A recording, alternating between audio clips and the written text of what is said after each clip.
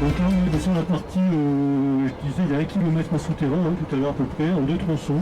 Donc là, on est sur le premier tronçon, puis on verra tout à l'heure, il y a un angle avec une jetée pour le deuxième tronçon. Donc là, l'ouvrage béton, on le quitte, puisqu'il faisait la jonction entre la surface et le gypse, et on se retrouve de nouveau, ça on sait bien faire en général, dans un tunnel dans la première masse, puisque c'est la première masse, c'est notre endroit préféré pour faire des tunnels, et sachant qu'on adapte quand même la hauteur du tunnel, enfin le positionnement du tunnel à la première masse dans les bancs les plus durs.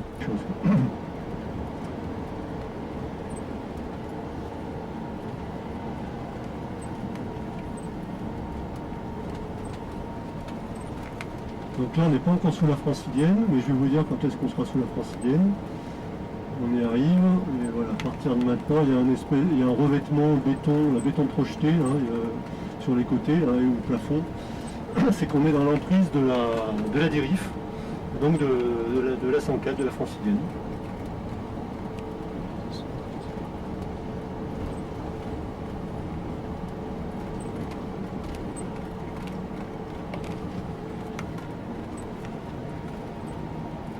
Voilà, donc il faut attention là, à la passerelle et puis au braquage là, juste devant nous, là, et après c'est tout.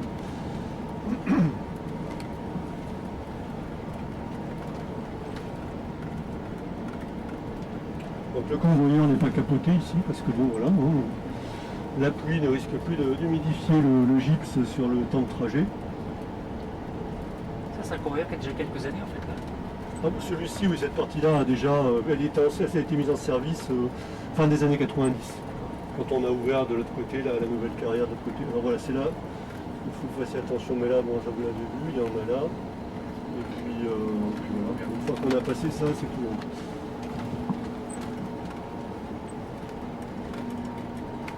Et nous sommes en partenariat avec un prestataire dont c'est le métier d'aller chercher les matériaux, de les gérer et de les mettre en œuvre.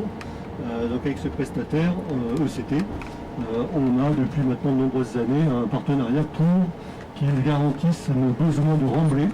Donc ils ont un engagement sur la capacité à amener ces volumes de remblai annuellement, à les mettre en œuvre de façon à reconstituer le profil tel qu'il est prévu dans le réaménagement final. Donc la dernière étape du réaménagement de nos sites se fait par des apports de remblai extérieur.